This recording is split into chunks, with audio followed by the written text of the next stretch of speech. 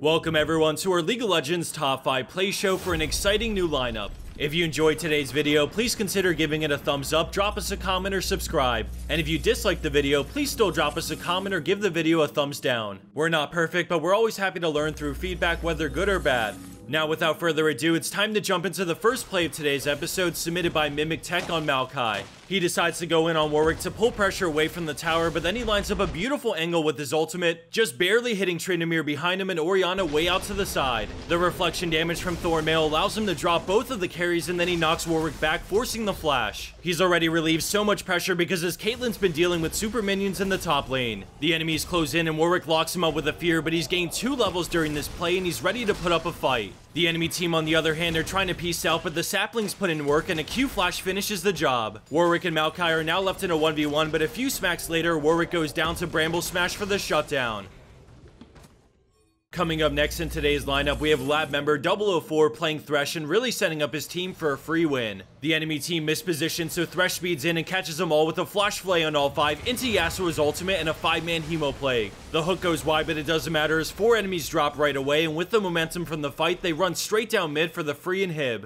Let's rewind back to that big play Thresh made to get his team rolling through this team fight.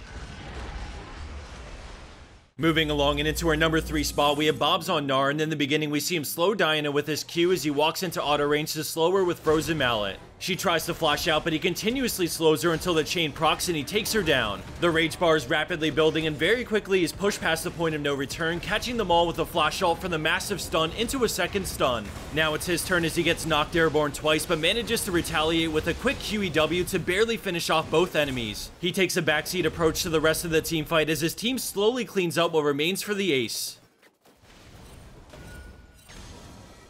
Clawing his way into second place, we have our boy Timothy playing Skarner, and we're going to start this play sped up because the team fight that's happening isn't our main focus. The enemy team destroys him and starts pushing mid to win the game, so Skarner goes straight to the enemy base and starts chipping at the inhib. He weaves in a ton of Sheen procs to get a low, but Caitlyn has come to defend and Skarner shows no signs of stopping what he started. Right after the inhib goes down, he turns on Caitlyn and manages to basically 100-0 her between his ultimate and the immediate follow-up stun. As we can see, the enemy team is walking the creeps in, but now Jarvan is sent back to end Skarner once and for all. He's on the Nexus now and every Sheen proc counts as he slowly whittles it down lower and lower. Jarvan whiffs the EQ as Skarner speeds out of there with his W, rotating around the Nexus to kite the Jarvan. He gets flashed on but still has his own to maintain that spacing, and with the Nexus dropped so low, the enemy Veigar begins to channel his teleport, but it's simply too late as Timothy has successfully made Xpeke proud.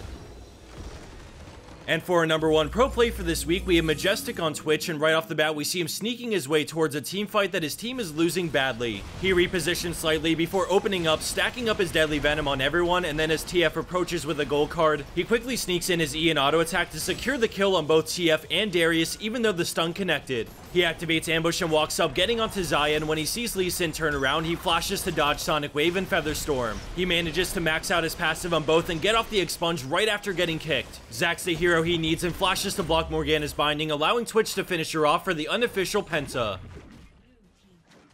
Last but not least, we have our bonus clip of the episode submitted by Ruyaki on Yasuo. This guy just doesn't want to die, and there's so many close calls within this play, so I had a good laugh and I enjoyed this clip and I wanted to show you guys. We all know that feeling when you get tilted in this play. Well, you'll see. Just in case you missed it, he's already flashed at the perfect moment to escape Fiddle's drain, and his shield was enough to survive the crow bounce. He also win-walls the auto attack, but Fiddles is closing in. Luckily, Lee Sin is here and safeguards Yasuo for more shield, and they manage to split up to avoid more bounces. To put the cherry on top, Gangplank has one last trick up his sleeve, but Yasuo's shield resets just in time to keep him alive as he walks out.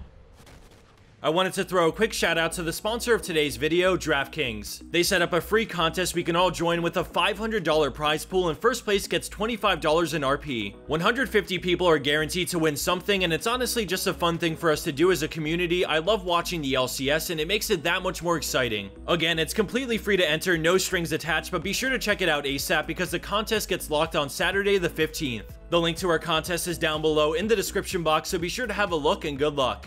It was a pleasure having you watch our newest top 5 plays, and until next time, take care of yourselves and have a good one.